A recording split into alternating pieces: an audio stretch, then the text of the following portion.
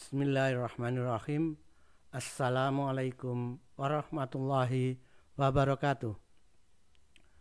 Selamat datang di channel Kirana, channel kisah Rasul, Nabi, dan peradaban bersama Agus Mu'alif Rohadi. Sesi Nabi Ibrahim sebelumnya kita telah membahas perbedaan Baitul Maqdis dengan Baladil Amin. Baitul Maqdis kalau kita tafsir dengan Quran surat Al-Baqarah 58 adalah sebuah negeri. Sebuah negeri yang kalau kita lihat dari perjalanan Nabi Ibrahim, maka negeri tersebut bermula dari kota yang disebut Shechem, di mana awal mula Nabi Ibrahim mendapatkan janji tentang tanah bagi anak turunannya. Kalau kita membaca Quran surat Maryam, Quran surat Maryam 49 sampai 50 dijelaskan, diinformasikan dalam ayat tersebut bahwa Nabi Ibrahim akan menjadi buah tutur yang baik dan mulia dari keturunannya tersebut. Artinya Quran surat Maryam 49-50 menyebutkan bahwa keturunan Nabi Ibrahim akan menjadi sangat banyak, dan dari keturunannya itulah kemudian Nabi Ibrahim menjadi buah tutur yang baik dan mulia. Kemarin kita sudah membahas perjalanan Nabi Ibrahim mulai dari Uruk hingga ke Haran, kemudian Haran ke selatan menuju Halab atau Aleppo, sekarang Aleppo, kemudian baru masuk ke wilayah Golan, wilayah sebelah timur Sungai Yordan, kemudian menyeberang ke tepi barat Sungai Yordan hingga sampai di Shechem. Di Shechem itulah Nabi Ibrahim mulai mendapatkan janji tentang Baitul Maqdis. Panah hijau tersebut adalah arah perjalanan dakwah Nabi Ibrahim dalam gambar tersebut. Kita baru membahas perjalanan Nabi Ibrahim sampai dengan Shechem.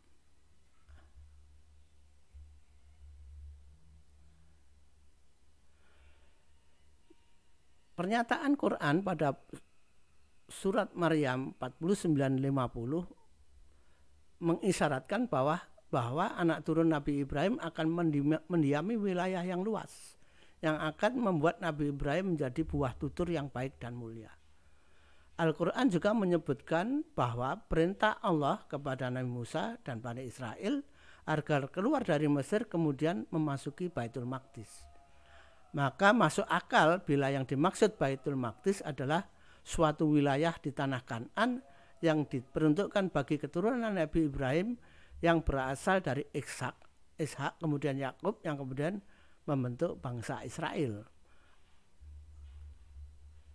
Mengingat wilayah tersebut telah terlebih dahulu menjadi tempat tinggal suku-suku bangsa keturunan Kan'an, di mana Nabi Ibrahim di tempat tersebut juga disebut sebagai orang asing, di mana di tempat tersebut sudah cukup banyak suku-suku yang lain, termasuk puak-puak suku Filistin yang cukup menyebar di banyak tempat. Maka seperti halnya Bani Ibrahim dapat diterima dengan baik oleh suku-suku di tempat tersebut, maka keturunannya harus juga dapat hidup berdampingan dengan suku-suku tersebut.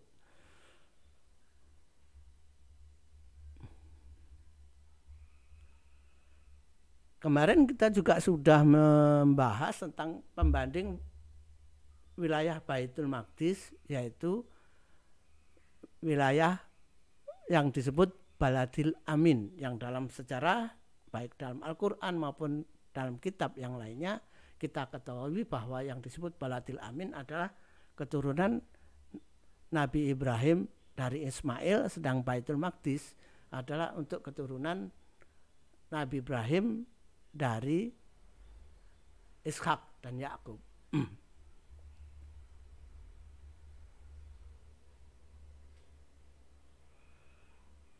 Di samping itu, di kitab Kejadian pasal 25 ayat 1 sampai 4 mengisahkan keturunan Nabi Ibrahim dari istri selain Sarah dan Hajar, yaitu Ketura, yang juga memunculkan beberapa suku bangsa.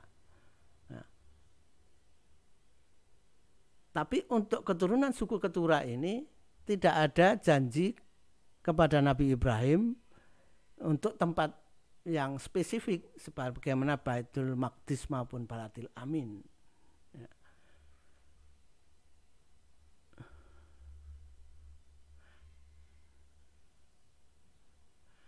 Namun dalam kitab Kejadian pasal 25 ayat 6 disebutkan bahwa Nabi Ibrahim memberi wasiat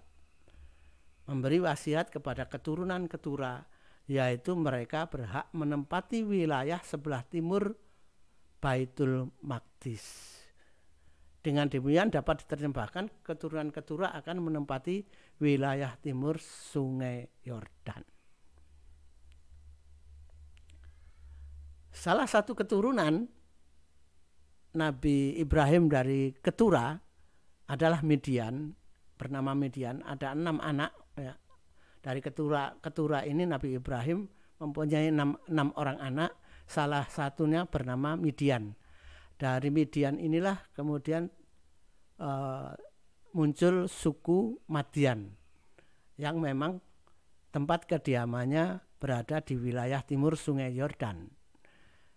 Dari suku Madian ini kemudian muncul seorang nabi, yaitu Nabi Syuaib yang menjadi mertua Nabi Musa.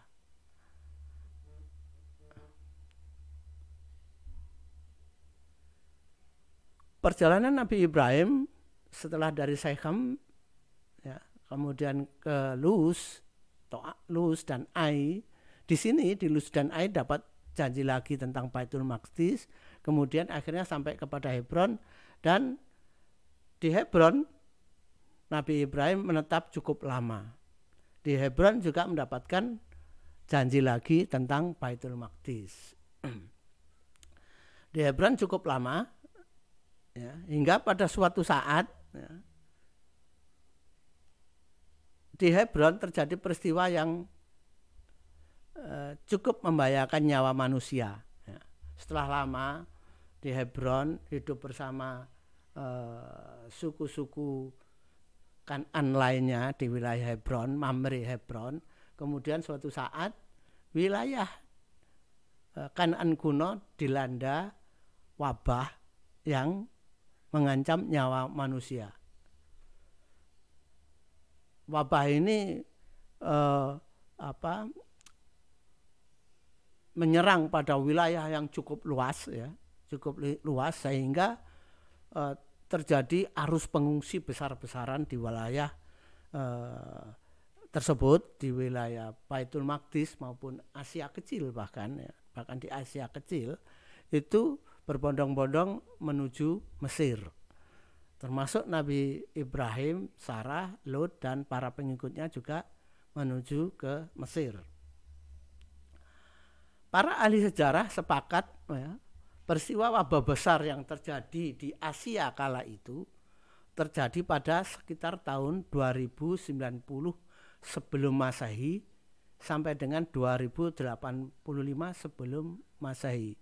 Jadi ilmu tentang wabah akhirnya bisa mengetahui bahwa wabah tersebut pada tahun 2090 sebelum Masehi sampai dengan 2085 sebelum Masehi. Itu adalah masa Nabi Ibrahim menjadi Rasul. Rombongan Nabi Ibrahim, Sarah, Lut dan para pengikutnya menuju wilayah dekat ibu kota Mesir. Saat itu ibu kota Mesir adalah Herakleopolis ya. Dan pada masa dinasti Parao atau Fir'aun ke-10, raja ketiga. Jadi sudah dinasti ke-10. Pada masa Nabi Ibrahim, Fir'aun itu sudah masuk pada dinasti ke-10 Fir'aun awal ya. Fir'aun awal dinasti ke-10 dan raja ketiga dari dinasti ke-10 yang bernama Wankare. Jadi Wankari yang bergelar Aktoi III. Jadi raja ini adalah raja di mana ketika Nabi Ibrahim berada di Mesir. Itu adalah raja ketiga dari dinasti ke-10 Fir'aun awal. Jadi Fir'aun itu memang sudah ada bahkan sebelum Nabi Hud ya. Sebelum tahun 2450 sebelum Masehi. Jadi sekitar tahun 3100 sebelum Masehi sudah ada Fir'aun. Ketika kita membahas Nabi Hud ya. Kita ketahui bahwa Fir'aun itu sebelum tahun 3100 sebelum Masehi sudah ada. Jadi cukup lama dinasti Fir'aun itu. Wangkare sendiri berkuasa di Mesir sekitar tahun 2090 sebelum Masehi hingga tahun 2060 sebelum Masehi. Nabi Ibrahim di sana di Mesir itu sekitar 5 tahun, yaitu tahun 2090 sebelum Masehi sampai sekitar 2085 sebelum Masehi, sampai wabah itu hilang. Ini adalah peta Mesir pada masa itu. Pada saat itu ibu kotanya adalah Herakleopolis. Ada Mesir Hulu, ada Mesir Hilir. Kehidupan religius di Mesir adalah menyembah dewa matahari atau dewa Ra. Kedudukan raja adalah anak dewa Ra. Dewa-dewa lainnya adalah ada dewa Su, Tefnut, Nut, Osiris, Isis, Set, Neptis. Yang dewa-dewa tersebut merupakan suatu keluarga yang setiap dewa mempunyai peranan tertentu. Kediaman para dewa adalah semacam di alam panteon ya, meminjam istilah Yunani. Jadi di alam panteon yaitu rumah atau kuil suci kediaman para dewa.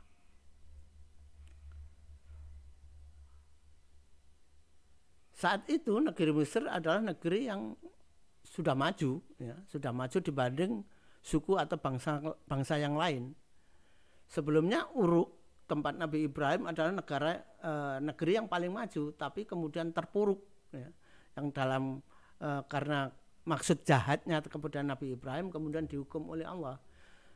Di mana Uruk kemudian menjadi negeri yang tidak aman, ya, puluhan tahun tidak aman, betul-betul Uruk kemudian tenggelam, ya, kemajuannya juga sudah tenggelam,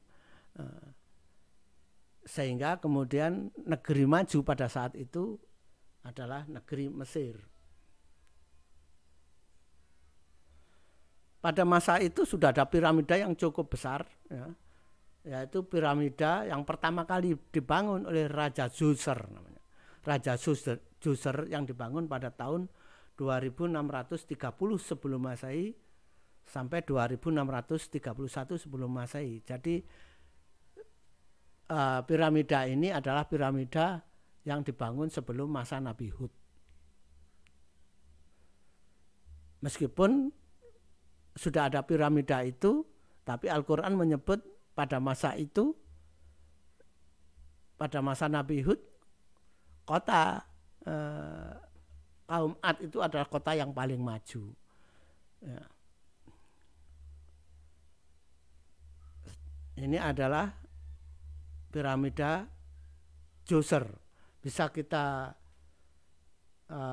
perhatikan besarnya kalau dibanding dengan orang yang sedang duduk di kota, ya, sedang duduk di bangunan bangunan kecil kota, ya, duduk. Jadi bisa kita melihat lumayan besar, ya, lumayan besar piramida Djoser yang dibangun pada masa itu, pada masa sebelum Nabi Hud. Meskipun ada piramida ini, tapi dalam Quran surat Hud masih kalah dengan kemampuan kaum Ad membangun bangunan.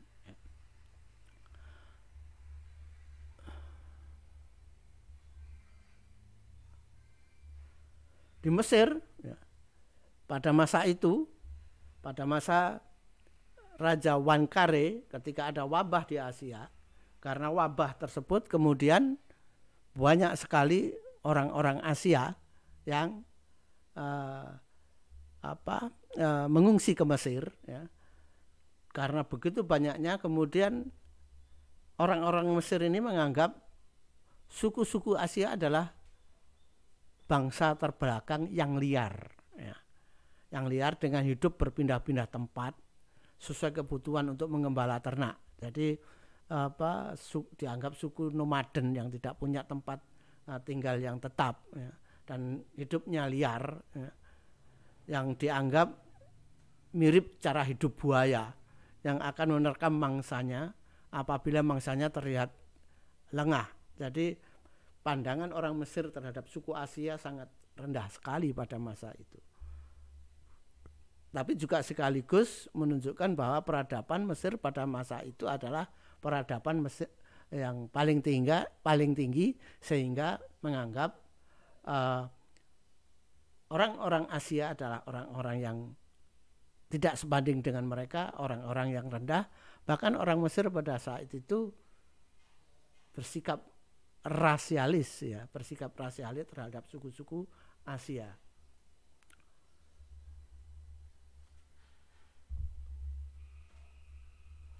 Karena begitu banyaknya pengungsi yang berada di Mesir di luar kota Heraklepolis, sehingga tempat pengungsi itu pun mirip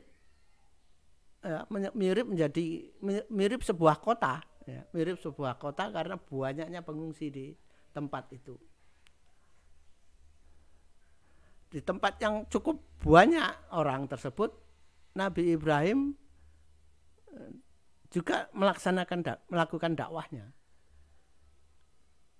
Tentu menjadi suatu pemandangan atau ya, pemandangan yang kontras karena kebanyakan orang-orang Sia termasuk orang-orang Mesir yang menyembah dewa, yang masing-masing punya dewanya sendiri-sendiri, sehingga di kota itu, di kota tempat pengungsian itu menjadi sangat banyak macam-macam dewa. Dan Nabi Ibrahim mendakwakan Tuhan yang berbeda dan cara beribadah yang berbeda. Pada masa itu Nabi Ibrahim sudah berumur sekitar 80 tahun ya. Dan Sarah umur 70 tahun. Cara dakwah yang berbeda, cara beribadah yang berbeda, cara menyembah Tuhan yang berbeda, yang Tuhannya tidak kelihatan, hanya ada namanya tapi tidak nampak, berbeda dengan patung-patung para dewa yang nampak, yang disembah ya. Sedangkan cara menyembah Nabi Ibrahim dengan membuat mezbah dan diputari menjadi bentuk tawaf ya, gerak tawaf itu menjadi sesuatu yang menarik perhatian. Bukan hanya menarik perhatian di dalam beribadah, tapi juga dikenal Nabi Ibrahim didampingi seorang istri yang tua tetapi tetap cantik, yaitu Sarah. Meskipun tua pada saat itu, Sarah masih terlihat cantik. Ini menjadi berita yang tersebar cukup luas, bukan hanya di kota pengungsian, tapi juga akhirnya didengar oleh Wankare bahwa ada pendakwah ya, bahwa ada pendakwah agama yang sangat berbeda yang tidak menyembah berhala, yang didampingi oleh perempuan yang cantik. Berita ini menarik Raja Mesir, menarik Wankare, ya, menarik Aktoi III, sehingga suatu saat dengan adanya berita yang unik ini, Wankare ingin menemui Nabi Ibrahim dan pendampingnya, wanita yang cantik, yaitu Sarah. Kisah ini tidak diceritakan oleh Al-Quran, jadi kisah bagaimana hubungan Wankare, Nabi Ibrahim dan Sarah ini tidak dikisahkan oleh Al-Quran, tapi dikisahkan oleh kitab Kejadian. Kaum muslim meskipun tidak tidak ada kisahnya dalam Al-Qur'an mengetahui tentang kisah Nabi Ibrahim di Mesir. Sedang sumber kisahnya sebenarnya ada pada kitab Kejadian. Kitab Kejadian pasal 12 ayat 13 sampai 20. Ya, pasal 12 ayat 13 sampai 20 menyebutkan Raja Mesir ketika melihat Sarah kemudian menyuruh pengawalnya untuk meminta Sarah kepada Nabi Ibrahim. Mengapa sampai Wankare menyuruh pengawalnya untuk meminta Sarah kepada Nabi Ibrahim? Karena dalam kitab Kejadian disebutkan bahwa Nabi Ibrahim meminta kepada Sarah, memerintah kepada Sarah agar kalau ditanya oleh Wankare atau Fir'aun atau pengawalnya menyebut bahwa dirinya bukan istri Nabi Ibrahim tapi saudara. Artinya apa? Nabi Ibrahim bisa memperkirakan kira-kira nanti Wankare akan berbuat apa terhadap Sarah. Ya. Sehingga Sarah diminta untuk mengaku sebagai saudara Nabi Ibrahim. Tidak salah mengaku sebagai saudara Nabi Ibrahim karena memang saudara Nabi Ibrahim, tapi diminta untuk tidak menyatakan bahwa Sarah adalah istrinya Ibrahim. Oleh karena itu kemudian Wankare melalui pengawalnya meminta Sarah kepada Nabi Ibrahim. Ketika hal itu dilakukan pengawalnya kepada Nabi Ibrahim hanya membekali doa kepada Sarah, yaitu suatu doa yang jika Wankare mendekati Sarah agar doa tersebut dibaca. Dan akhirnya memang Sarah dibawa ke istana Fir'aun. Nah, di istana Fir'aun inilah ketika kemudian Wankare berkeinginan untuk melepas hasratnya mendekati Sarah. Ya, kemudian ketika semakin dekat Sarah berdoa. Pada saat selesai berdoa, Wankare ini berteriak kesakitan karena badannya tidak bisa digerakkan. Terasa sakit, kejang-kejang yang sakitnya luar biasa. Wankare mengetahui bahwa sebelum dirinya kejang-kejang, tidak bisa bergerak dan merasa sakit luar biasa, mengetahui bahwa Sarah berdoa, ya, yang dia tidak mendengar apa itu yang didoakan. Kemudian karena rasa sakit tersebut, kemudian minta kepada Sarah supaya berdoa rasa sakitnya ini bisa hilang dan sehat kembali. Kemudian Sarah berdoa sehingga kemudian rasa sakit dan kejang-kejangnya hilang normal seperti semula. Setelah itu Wankare pergi tidak meneruskan hasratnya kepada Sarah. Tapi perbuatan ini diulangi oleh Wankare beberapa kali dan selalu mengalami hal yang serupa. Sehingga akhirnya Wankare bukan hanya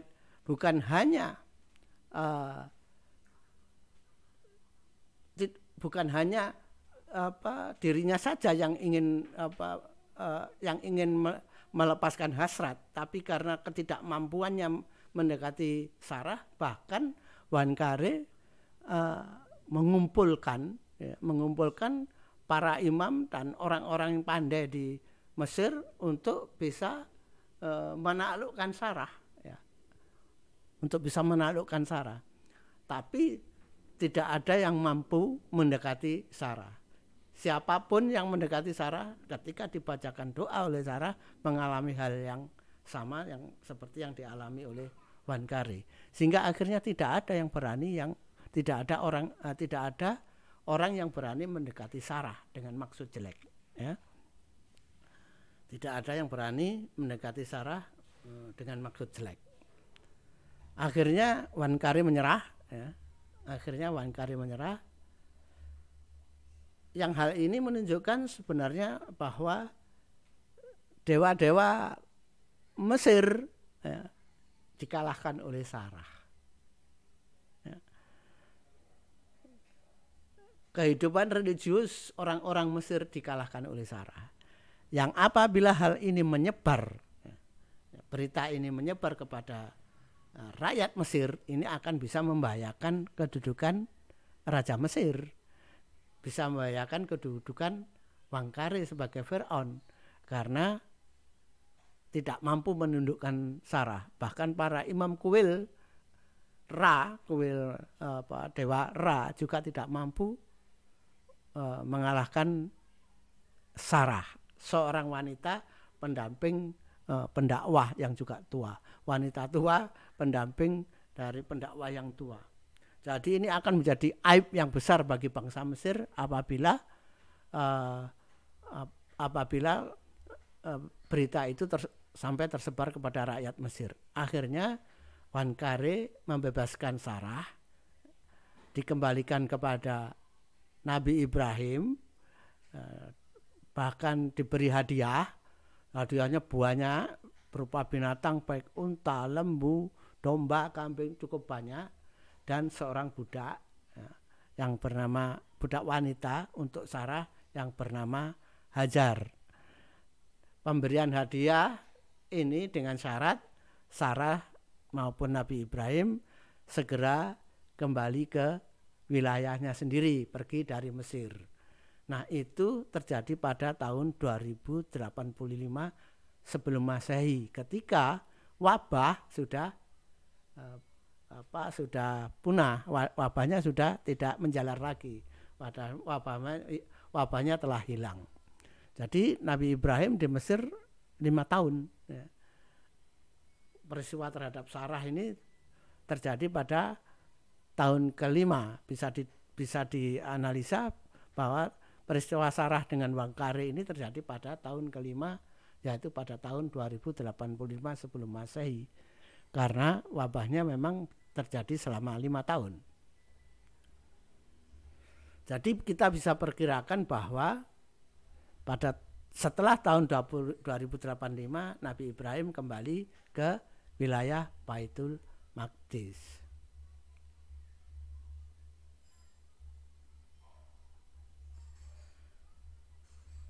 Nah, bagaimana perjalanan Nabi Ibrahim ke wilayah Kan'an kuno atau wilayah Baitul Maqdis?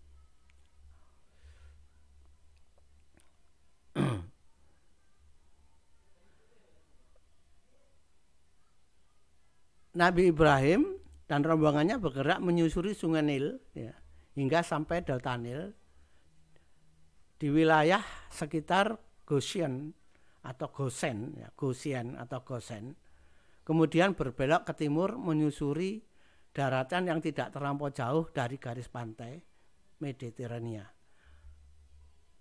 Tapi tidak juga mendekati pantai Mediterania, tidak mendekati pantai, arah perjalanannya tidak mendekati pantai Mediterania, karena pada saat itu wilayah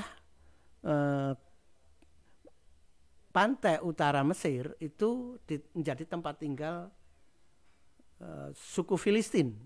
Jadi suku Filistin tidak hanya tinggal di Gaza maupun dan puak-puaknya juga tidak hanya tinggal di Baitul Maqdis, ya, wilayah Baitul Maqdis, tapi juga sampai pada pantai utara Mesir. Nah, Nabi Ibrahim menghindari pertemuan dengan suku Filistin yang di pantai utara Mesir dengan mengambil jalan agak mendekati Gurun Sur. Rombongan yang besar dari Nabi Ibrahim dan pengikutnya itu bisa menimbulkan kesalahpahaman dengan suku-suku Filistin yang bisa berakibat buruk. Maka Nabi Ibrahim mengambil jalan menghindari pertemuan dengan suku-suku puak-puak suku Filistin dan mengambil jalan di dekat Gurun Sur. Ya.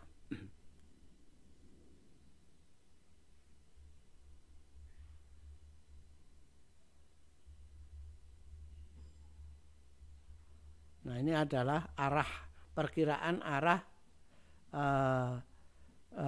perjalanan Nabi Ibrahim pulang dari Mesir setelah sampai pada tanah Goshen, ya, kemudian mengambil jalan agak ke selatan dari pantai utara Mesir, ya, pantai Mediterania, untuk menghindari pertemuan dengan puak-puak suku Filistin di pantai utara Mesir. Ini adalah jalur yang ditempuh oleh Nabi Ibrahim. Garis titik-titik ini adalah garis yang ditempuh oleh Nabi Ibrahim pulang ke wilayah Kan'an kuno.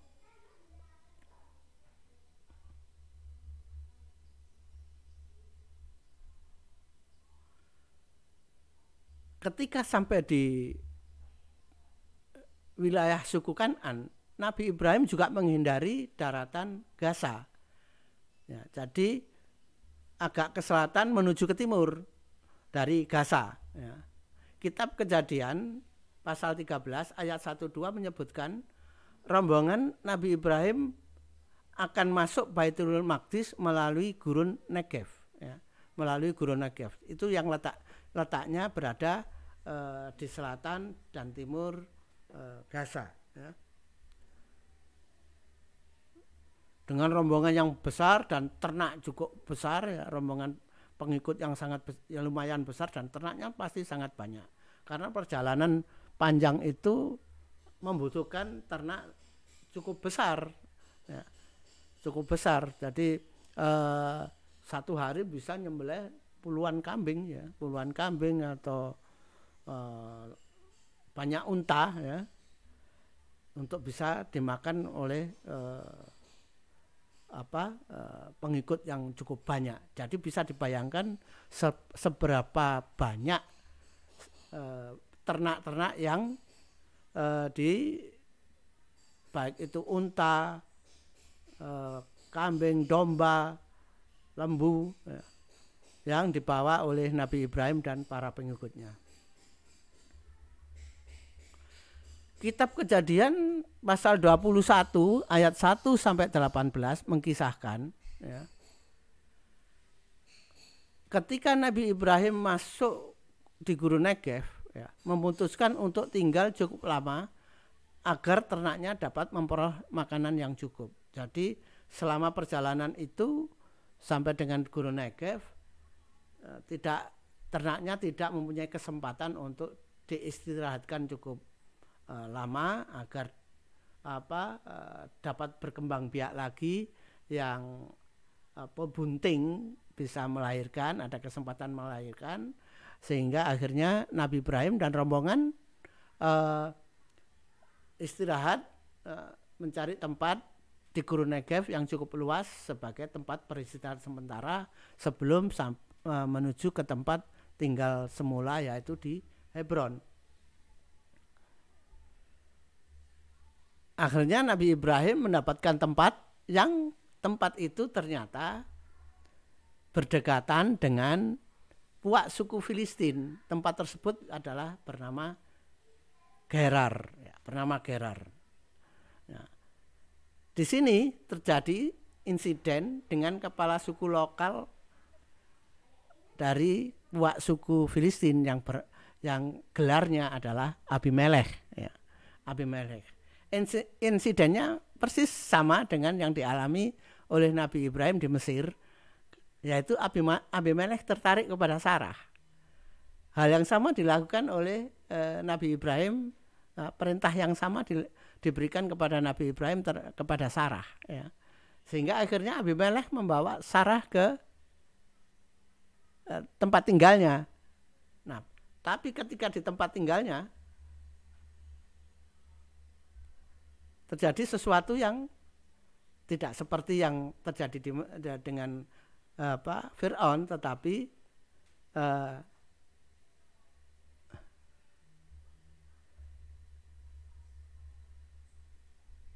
Abimelekh merasakan badannya ketika malam hari ya merasa sakit semua ya. Dan bukan hanya Abimelek yang sakit badannya, tapi juga para istrinya. Jadi tidak hanya satu istri, para istrinya mendadak sakit ya. Esoknya ketika bangun, Abimelek juga mendapati banyak pengikutnya mengalami kesakitan yang sama ya.